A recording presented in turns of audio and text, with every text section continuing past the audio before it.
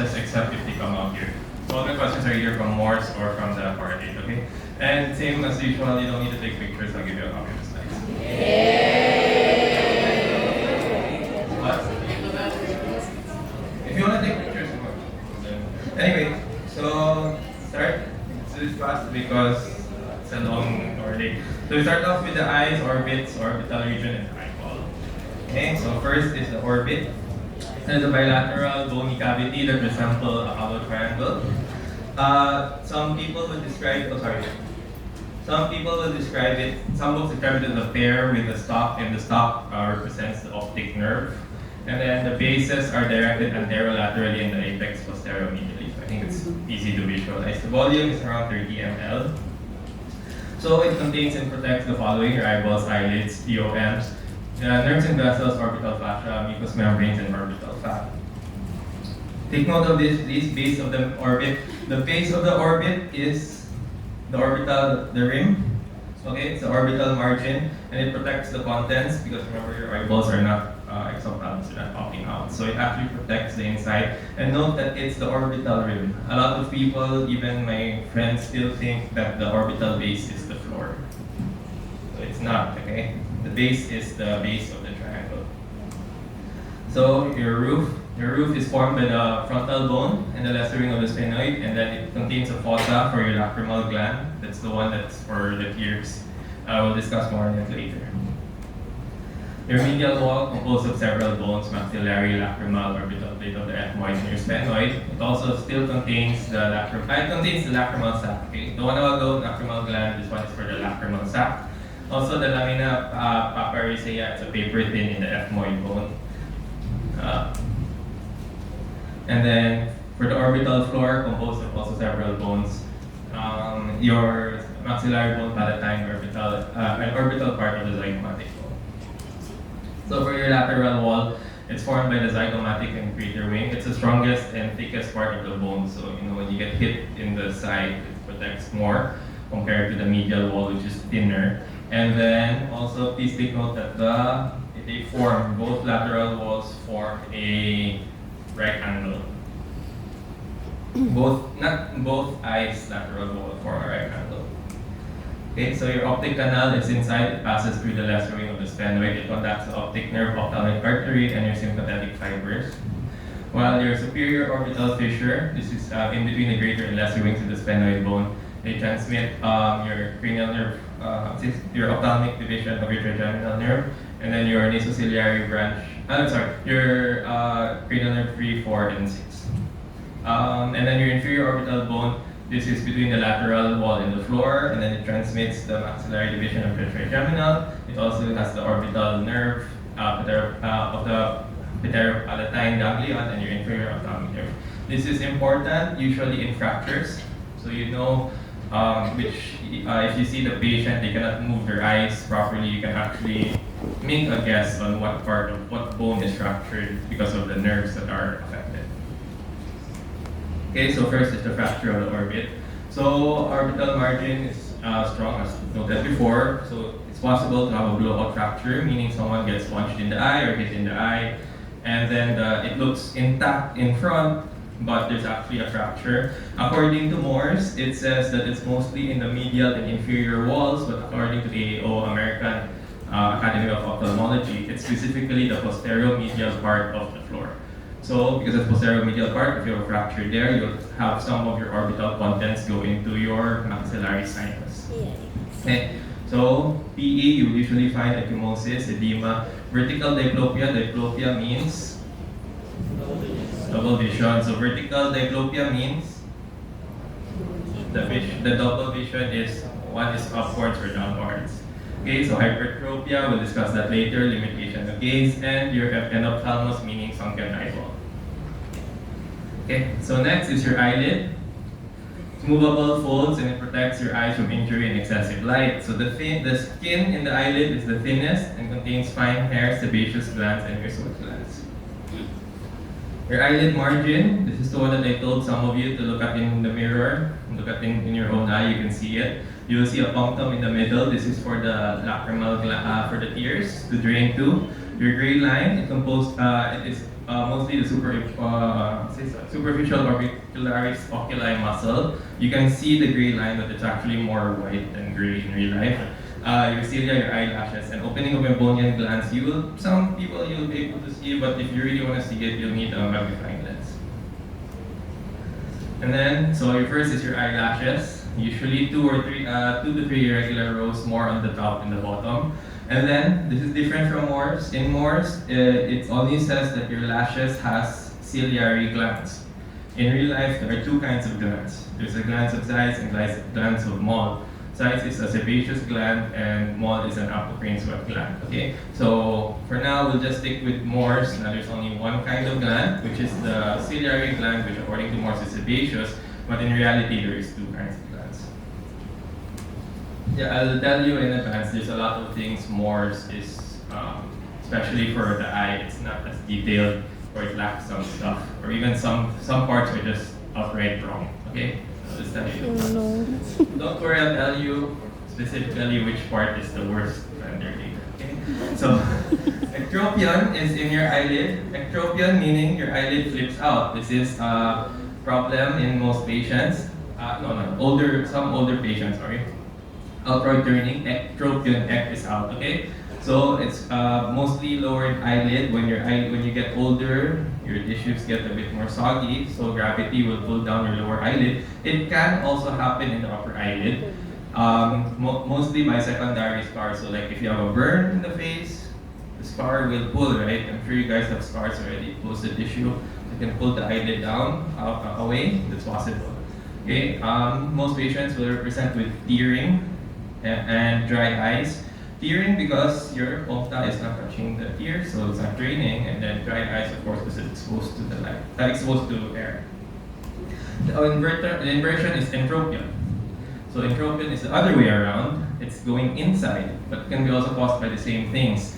Lack of laxity already in the eyelid, or it can also be caused by scarring, injuries. Most common is because most sign and symptom is a foreign body sensation and pain. This is because the eyelashes are scratching the cornea every time you blink. Okay, so the difference between ectropion and entropion, inside and outside. And when you have a patient with entropion, you have to study the cornea in case there are scratches. Ectropion, it's the opposite, dry eye. You have to study with the dry eye. Okay, so part of the eyelids, your tarsus, it's the skeleton of the eyelid composed of connective tissue. It contains your meibomian glands, which is the one that produces the lipid of the tear layer. And then, meibomian glands, it's a modified holocrine sebaceous glands. It's a single row of 30 to 40 in the upper eyelid, upper eyelid, and then 20 to 30 in the lower eyelid. Okay. Actually, you will see if there are some of you, I hope none of you have really dirty eyes. You don't you don't clean your eyes when you wake up. You don't remove the muta. You can actually see bumps behind the white line that I told you. That's your meibomian gland secretions that is stuck there, dried up. Okay. So yeah, it's the reason for the oil, for the lipid, is because you want to prevent sticking of the eyelid and for the last layer of the tear film. I'll discuss that later also. Okay, so conjunctiva, you have three parts. Your bulbar, palpebral is the one in your eyelid that's stuck to the tarsus. The fornicial is in the fornix, and then your bulbar, which is in your eyeball. The one in the bulbar is freely movable because, of course, your eye will move. So if you wanted to also move around, while your palpebral is stuck to the tarsus, because you don't really move around your tarsus also, up and down, but not flexible. Okay, so subconjunctival hemorrhage. I'm sure some of you have heard or seen people with this. It looks scary. It's very benign, nothing to worry about. Okay. It happens in surgeries, it happens in slight trauma, or it can just happen out of nowhere. One day someone just wakes up, their eye is red, they get very scared. This is nothing to worry about. The blood will just eventually disappear. It's asymptomatic. It also happens, I'm guessing some of your lolas already have this. They have high blood, so of course the vessels will break, and then it causes this. It's nothing to worry about.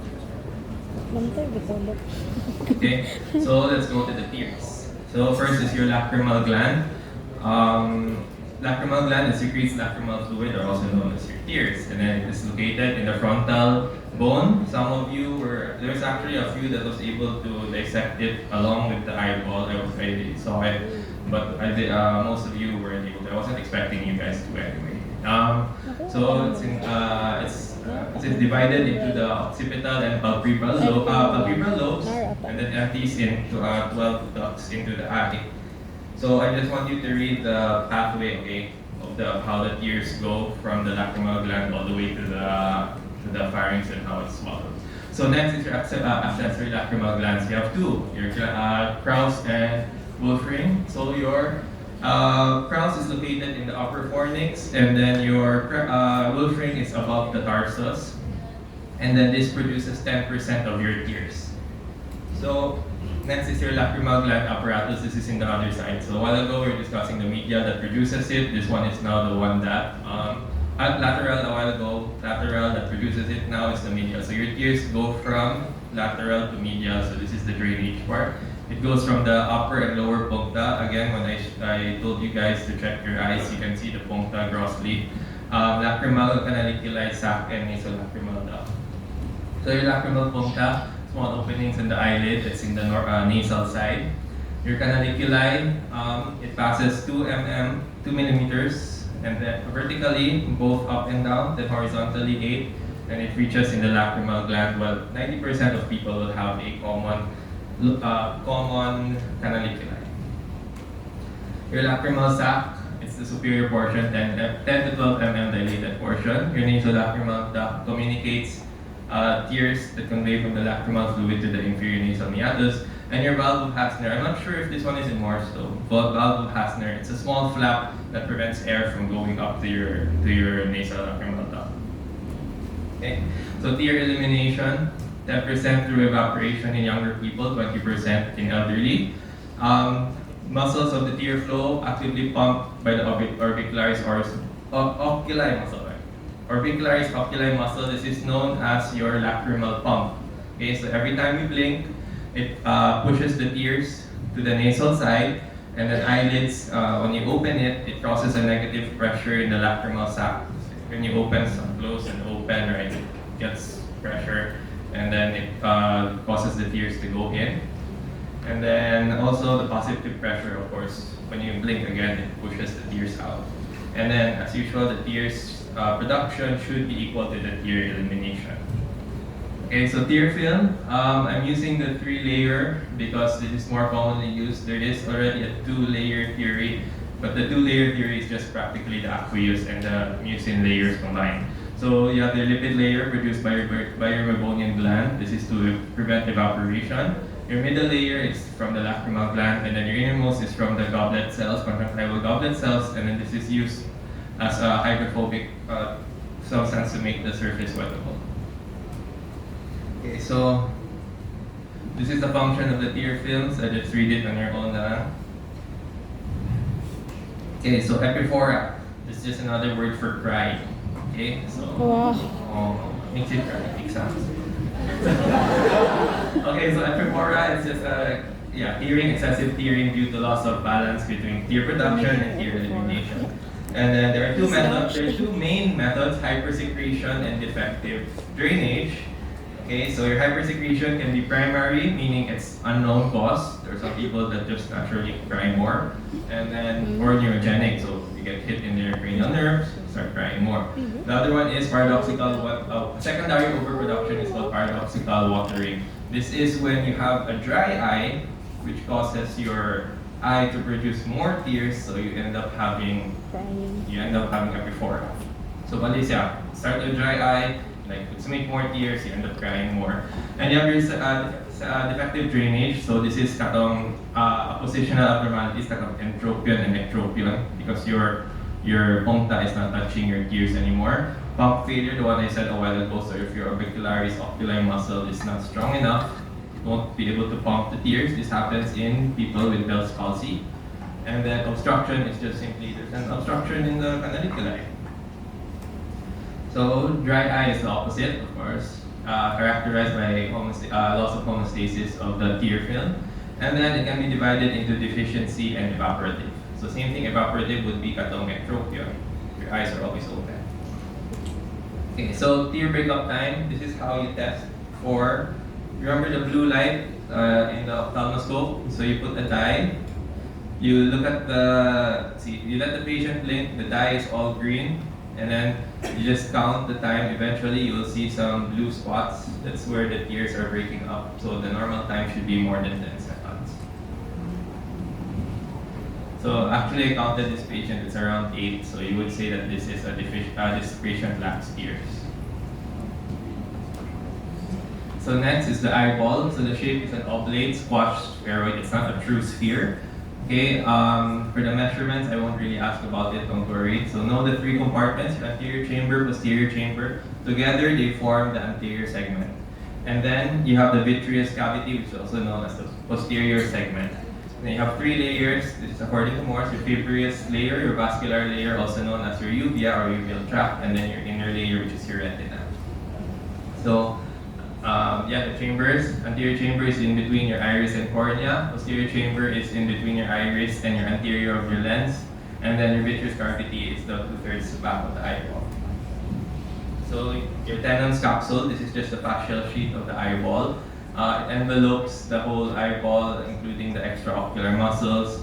It is thickest in the equator of the globe, and then it forms something called check ligaments, which I won't really discuss into, but they help with the limitation of your eyeballs. That's why your eyeball does not just move left all the way, turn around and stuff.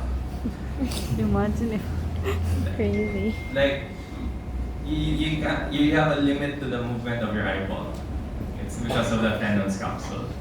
Okay, so next is your the 3 layers: your fibrous, your vascular, and your inner layer.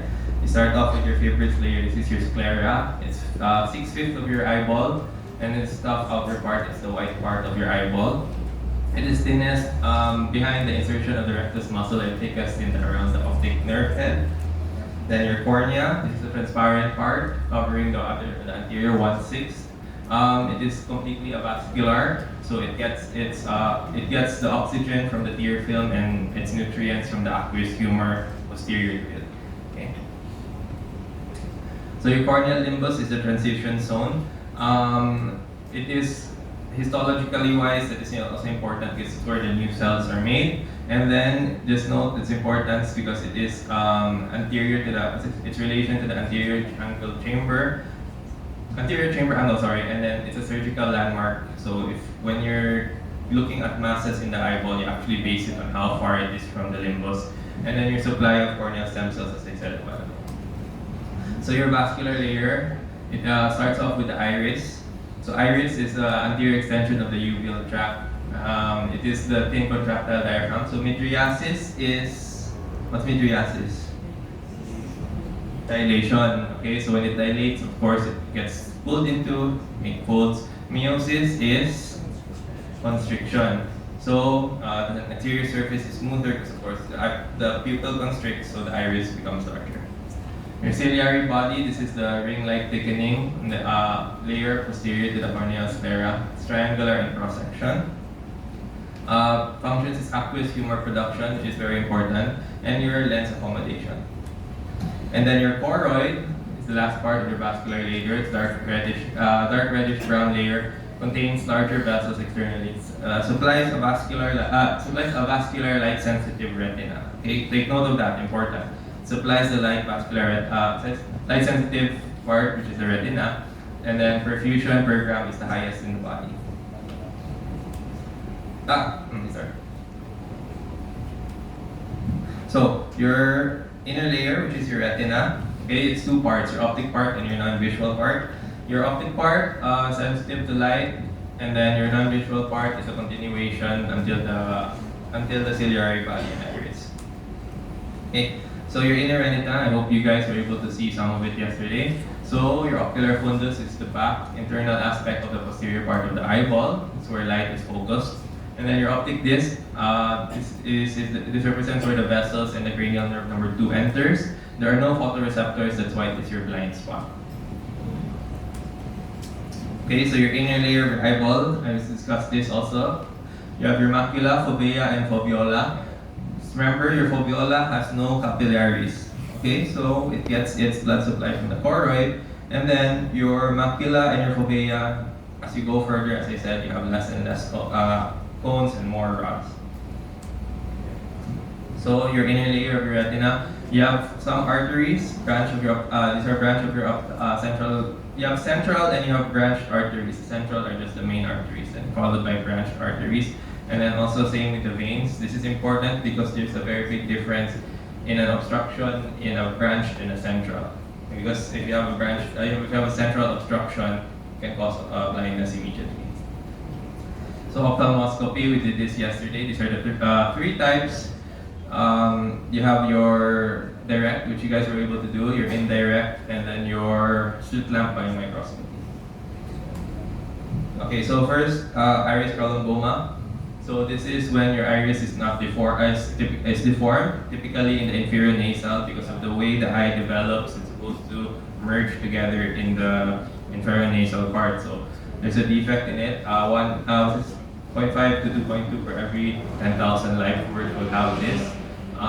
It's usually in an incandescent bulb, keyhole, or inverted teardrop. It can also occur during trauma injuries.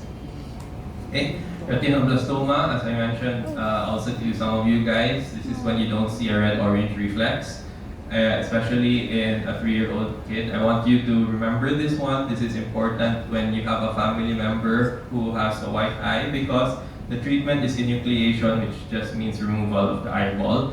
And a lot of people here in the Philippines, a lot of mothers don't believe if their kid has retinoblastoma. They come back, their eyes are like that already, or even both eyes already. So your refractive media components, we already discussed the cornea. So we'll go to the aqueous humor. Okay, so aqueous humor is divided in, your anterior segment is divided into your anterior and posterior chamber as mentioned before. So anterior chamber is in between your iris and your cornea, and then your posterior chamber is in between your iris and your lens. Okay, that's anterior segment. Remember, there's a difference between segment and chamber. Okay, your posterior chamber is behind your lens. Okay, so your aqueous humor, it occupies the anterior segment. Your aqueous humor occupies the anterior segment, so it's produced by the ciliary body. It goes through the pupil and then into the anterior segment. Okay? Sorry, anterior chamber. Okay, and then this is what produces the intraocular pressure. Okay, so intraocular pressure, it's variable on time and day, but the normal is 10 to 21. Okay, so next is your lens. It's a transparent biconcave structure, posterior to the iris and lens, posterior to the iris and anterior to the vitreous humor. Sorry. It's suspended by zonular fibers. It lacks vascularity. It is a vascular and it lacks innervation, but histological wise, you will learn that it's still live cells. Okay, it's just arranged in a way that makes it transparent. So your vitreous humor, I'm sure some of you were able to dissect this from your cow's eye. So watery fluid enclosed in a mesh of vitreous body. So vitreous body is a transparent jelly-like substance posterior to in the posterior 4/5 of the eyeball, which is your posterior segment. Okay, so I have a question. What is cataracts? What structure is cataract? An answer. What structure of the eye is affected by cataract? I prepared like gummy candy eyeball. Who can answer?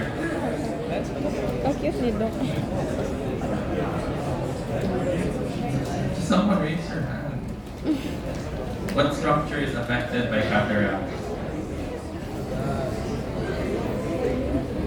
Wala? No one?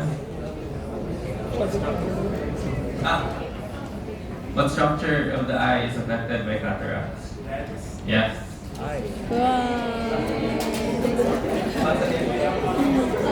Okay, yes. So your cataracts is the clouding of the lens, okay?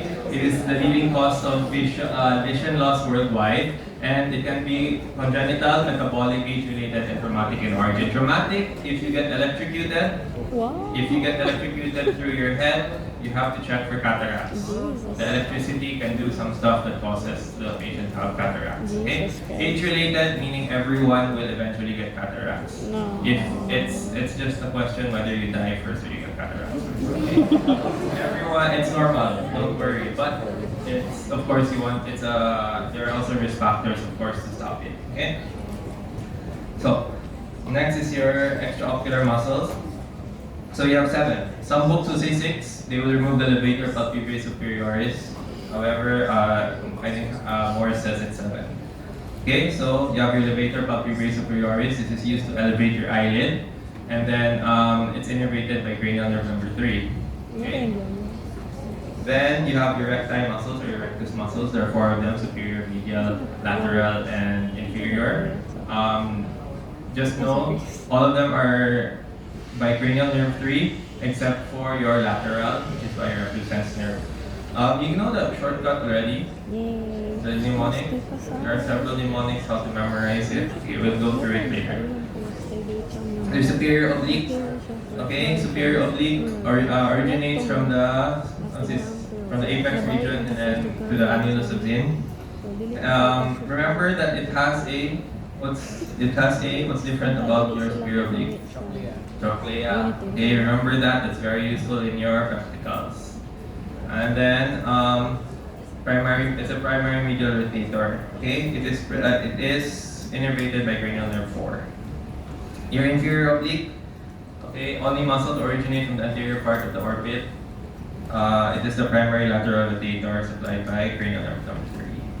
So your spiral of Tylo, I don't know how to pronounce it. This is just the insertion points of your eyeball. This is representative of the ora serrata inside. So inside you have your ora serrata, outside will be your spiral of Tylo, and then this is where your recti muscles insert. Okay, this is important when you're doing surgery in an eye. So your optic nerve, cranial nerve number 3, this is 2, purely sensory. It exits via the optic canal and surrounded by extensions of cranial meninges, subarachnoid space, and occupied by CSF in the layer. Okay, so it transmits your impulse, so this is the one that you're using for your vision. The next question, I want you to know that the definition of glaucoma is wrong in Morse. Okay? So what is the definition of glaucoma? I have another eye poke candy here. What is the real definition of glaucoma? The one in Morse is just wrong, completely wrong. Actually, a lot of medical books get the definition of glaucoma wrong. Does anyone guess? Is anyone here related to an opta? Kabalo ko nga Gonzales. sa diabetes siya or some shit. Diba your uncle is Ted Gonzales?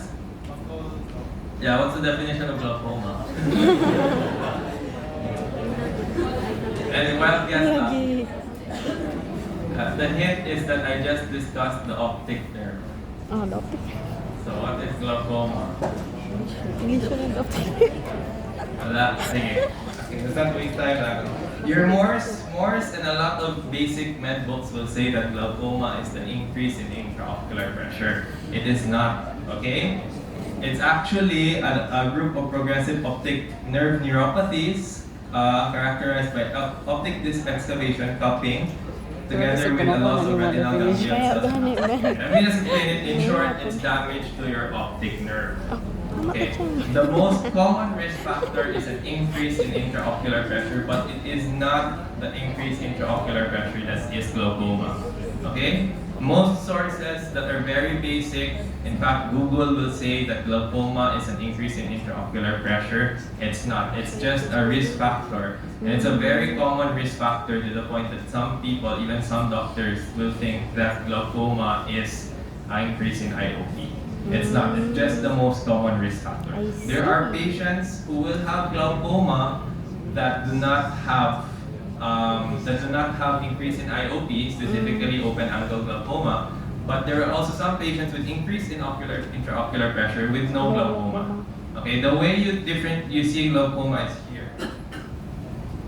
Sorry, this is the optic disc. Okay, you have your optic cup in the middle.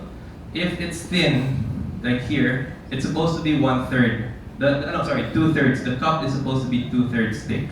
So if you have a thinning in the optic rim and your optic cup is bigger, that's how you diagnose glaucoma. That's why I asked you to check when you.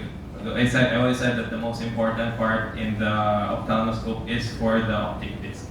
That's why if you see that it's thinning, then that's glaucoma. And also note that it's progressive, okay? So if your blindness will stop, that's most probably not glaucoma. It has to be, a patient has to be slowly getting more and more blind for it to be glaucoma. I'll show you the normal optic disc. Where is that? Here. See? It's thicker. The cup is very small. And then there's a thicker rim.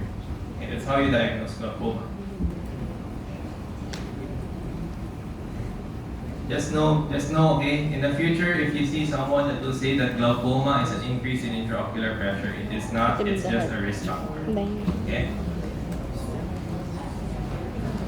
So, your other cranial nerves, aside from cranial nerve number 2, you have your cranial number 3, oculomotor. So, it's divided into 2 divisions, your superior and inferior. It's really easy to memorize. Your superior division is, of course, your levator palpebrae and your superior rectus. So the 2 superior muscles, inferior is all other muscles. Your trochlear is your superior oblique, and your abducens is your lateral rectus. There's a mnemonic for this. The one that we use in CIM is SOTLA. Have you, any of you heard of it? So SOTLA is S-O-T, so superior oblique trochlear, La is lateral abducens. Okay, there's another mnemonic in Morse, something like L-R or something, I don't understand it. So SOTLA is easier, and that was what we used in my batch. Okay? Salty by salty. So just remember SOTLA. Everything else, cranial nerve number 3. Superior division, both the 2 muscles are superior. Superior rectus, levator palpebrae superioris. Inferior division, all other cranial nerve 3 muscles. Okay? So, strabismus, this is, what do you call this? Ano sa'yo? Matang manok? Manukon, ha? Manukon? When you're not Kanang seeing straight. manukon? Manokon, sorry. Manokon. Batang manok. The tropia euphoria, I don't know why I added that. Batang manok. Ignore the tropia euphoria for now. Okay? Sorry, I guess I was manok. sleepy when I typed this. But ignore tropia euphoria for now. Don't focus on that part. Okay? Just know esotropia is when your eye is near, converging. Exo, away. Hyper is up, hypo is down. Okay? Hypertropia. Ignore the tropia euphoria part. That's way above your level. Okay, so if you say exotropia, the patient is one eye is away. If you say left exotropia, that means that the right eye is normal. It's the one that's focusing. Your left eye is Pero normal. correct pa man ilaha, Okay. diba? So, arteries of the orbit, ophthalmic artery, intraorbital artery, and then your central artery of the retina. You just read that on your own. And then, okay, so this is what I mentioned a while ago. If there's an obstruction in your central retinal artery, this can cause blindness immediately. This is called your central retinal artery occlusion. Okay, this is CRAO. This is also in your Morse. It will show with, they call that a cherry red spot. Why is that called? Why is it a cherry red spot? Why is that part, which is the foviola, specifically red?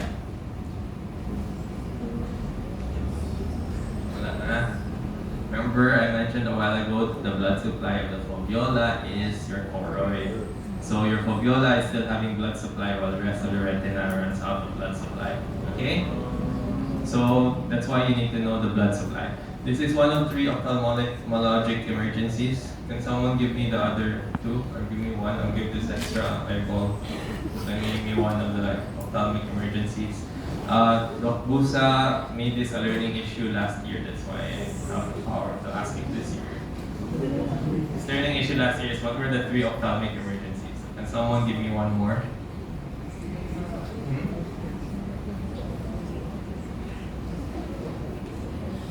What's the other ophthalmic emergency?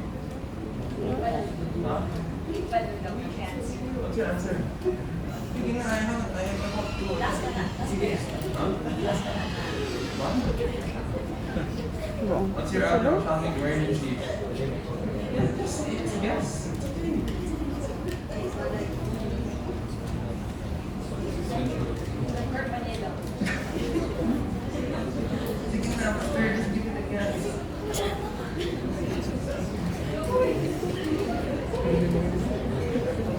Okay, anyway, your two other emergencies are your glaucoma, angle closure glaucoma, and then your burns. If you spill acid, if you spill base, I was expecting you guys to be able to do the burn. Okay, so if you spill acid, of course, spill hydrogen peroxide, then it's still a burn. Okay. So we're done with the eye. Let's go to the nose. Oh my God. So your nose is pretty much a review already because you had this in your res 5, if I'm correct. So your respiratory tract, superior part, this is the organ for smell. And then it includes the external nose and nasal cavity. Just read the functions. Okay, so you have... 10:42. So your external nose is the visible part, mainly cartilaginous. Your nostrils is the opening, and then your ala are the lateral boundaries. Then your skeleton of the nose divided into two parts, your bony and your cartilaginous part. You just memorize those bones also. I'm sure you've had it already in your S1. Your septum is what divides your nose into two nasal cavities. You have your bony part and cartilaginous part. Okay. So septal deviation. Okay, this is when your your nasal septum is not in the center. Some people will have it and they won't even recognize it until problem occurs. Or some people, it's really bad to the point that they cannot breathe or they're snoring really loud. It can be congenital or it can also be through trauma. And then it is corrected surgically. Nasal fractures, common in sports. I'm sure you've seen some people wear a protective mask because nasal fractures, they usually are able to continue to play their sports, so they just wear a mask. Same thing, epistaxis may occur, and then of course there is a deformity in the nose. So your nasal cavity refers to either the entire cavity or the left or right, depends on the context. It's divided into two parts, your respiratory area and your olfactory area. Your respiratory area is 2/3 of your nasal mucosa. This is where air is warmed, and then your olfactory, which is the superior 1/3, this is for the smell, and this is when you sniff, this is where air goes. Okay, so nasal boundaries, just memorize those. Features, the base of your concha, your turbinates, I'm sure you've had this already. Your superior, middle, and inferior concha, and then your meatus is where the air Oh my God, we passes. meet again. Your inferior concha is the largest among the three. Broadens also formed by an independent bone. Medial is the medial process of the ethmoid bone. There are 5 passages, your superior ethmoidal recess, superior, middle, and inferior meatus, and your common nasal meatus. Okay, so your blood supply, you have your 5 sources of your blood supply, and then just read through that. Your Kesselbach area, why is Kesselbach area important? Sexy Nosebleed, very good. Okay, so nosebleed. You already know it's caused because your nose is highly vascular because it is used to heat and humidify air, so it has a lot of blood vessels causing it to have superficial blood vessels, making it easier to bleed. Of course, most common cause is nose picking. Okay, divided into two. One half is by the cranial nerve. I'm sorry, both are cranial nerve number 5. Upper half is ophthalmic nerve. Lower half is maxillary nerve.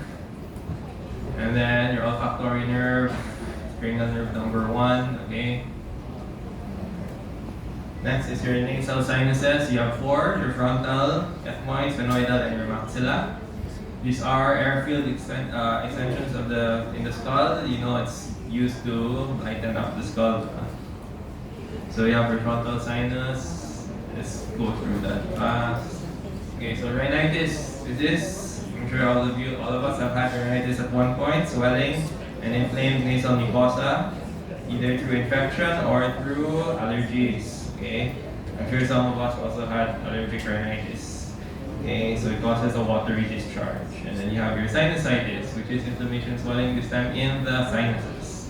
I'm sure all of us also had that before.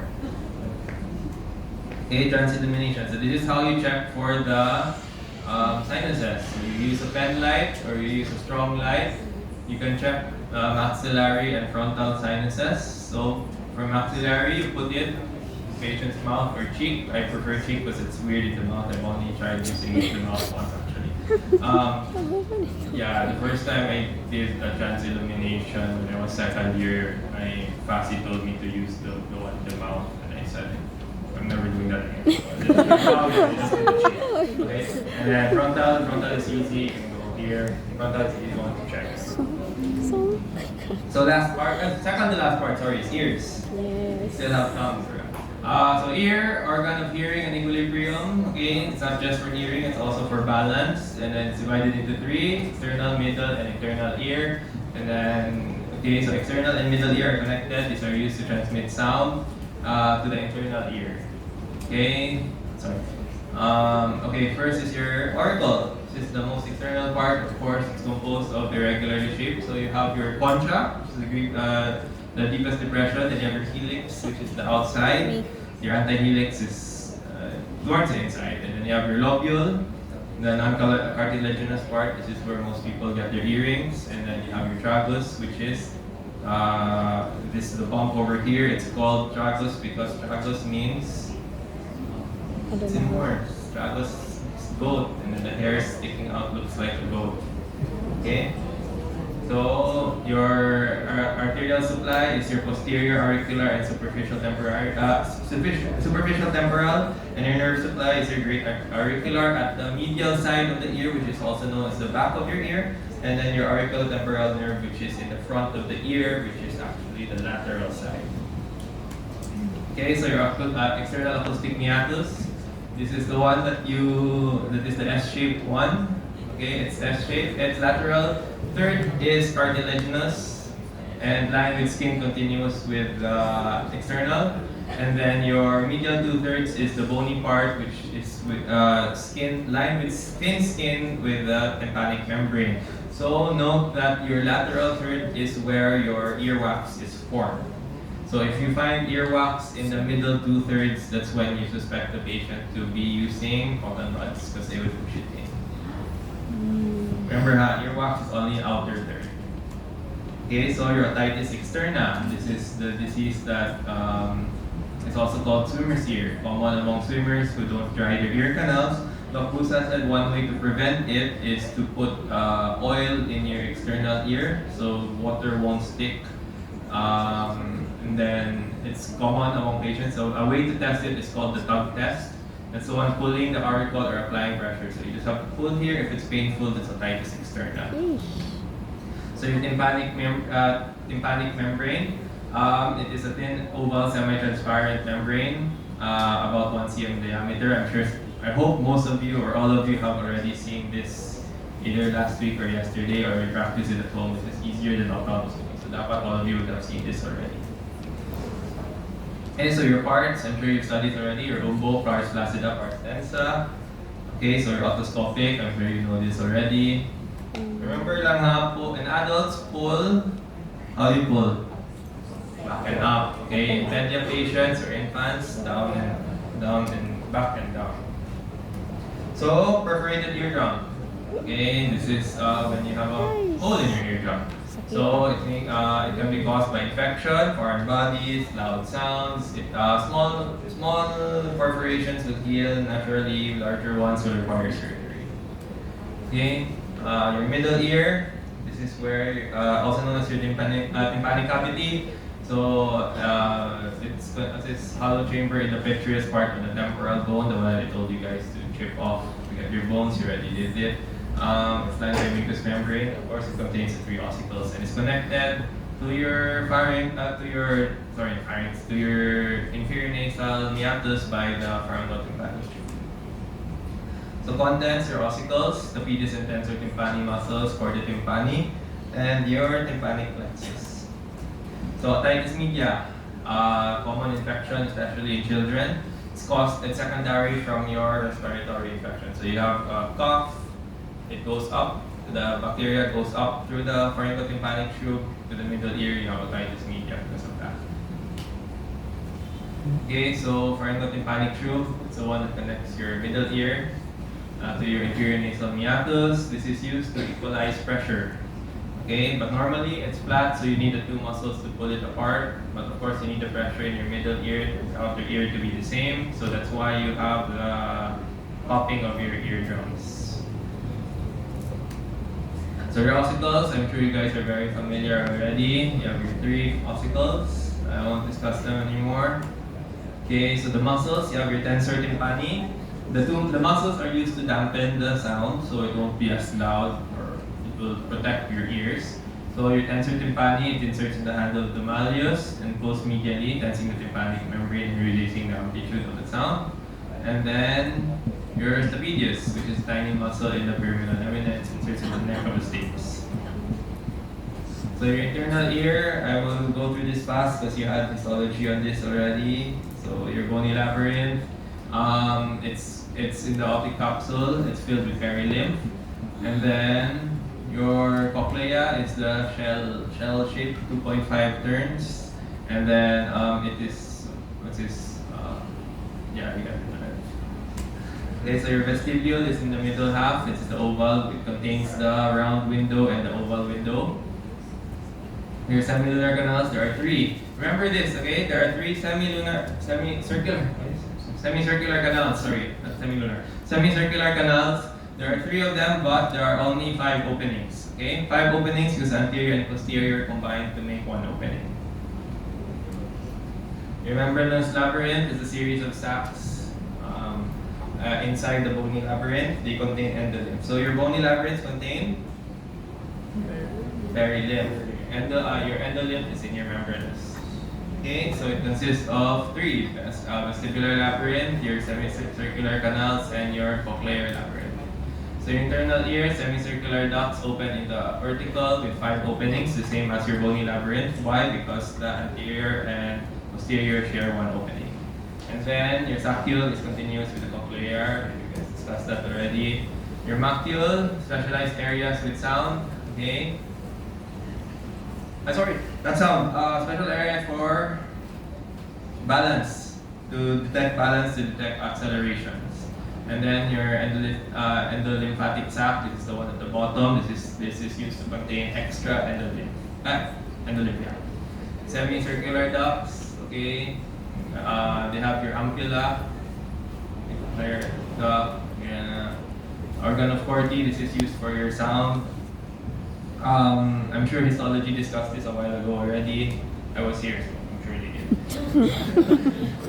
Okay, so your spiral of organ Corti, they discussed that already. Internal acoustic meatus, okay, narrow canal approximately 1 cm, the petrous temporal. Just remember, everything with ear is usually the petrous part of the temporal bone. Okay, close the bilateral thin perforated plate, penetrates the ear. Okay, so last is your tongue. Yay! Almost much times that. Okay, so your tongue, this is just a review. So you have your different papilla, valate, volate, filiform, and your fungiform. Okay, so no anterior 2/3 is supplied by the for general sensation is the lingual nerve. For your special sensation is your cortex tympani and your facial nerve. So your posterior 1/3 is by your lingual cranial nerve that is also parietal nerve. Okay? Any questions? Yeah.